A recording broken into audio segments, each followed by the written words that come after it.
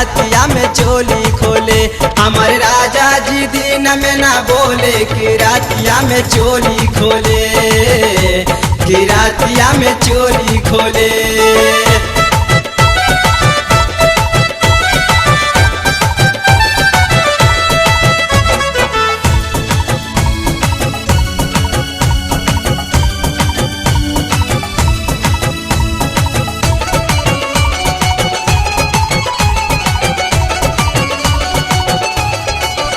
राजा पी पी के रतिया में आवे, लगे होटवा से होटवा के चावे।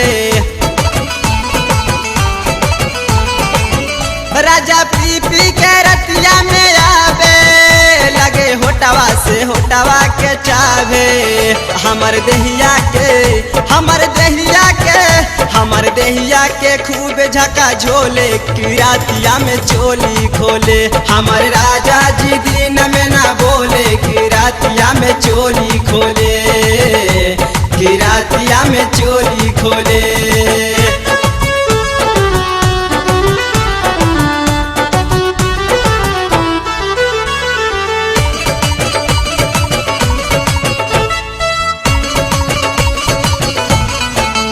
हमर पाकड़ के कामर कलैया, राजा रात भर चूसौले मालैया। हमर पाकड़ के कामर कलैया, राजा रात भर चूसौले मालैया। अपने खाला, अपने खाला, अपने खाला चोमीना छोले, कि रातिया में चोली खोले। हमर राजा जी दिन में ना बोले कि रातिया में चोली खोले, कि रात।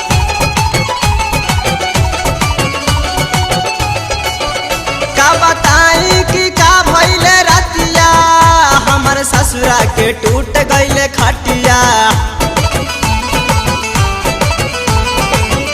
का बताई कि का भइले रतिया, हमर ससुरा के टूट गइले खटिया।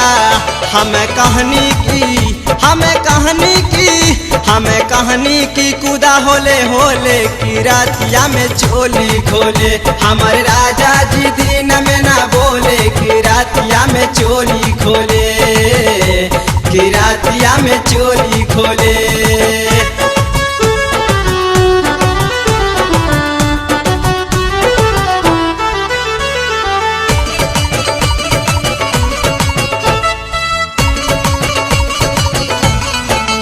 मोरे देवरा मुनी लाल प्यारे, गेलन दाबाला बेऊ बाजारे।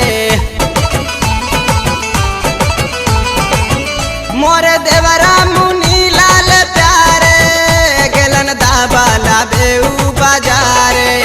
हमरा दर्द से, हमरा दर्द से, हमरा दर्द से देहिया ना डोले, कि रातिया में चोली खोले। हमर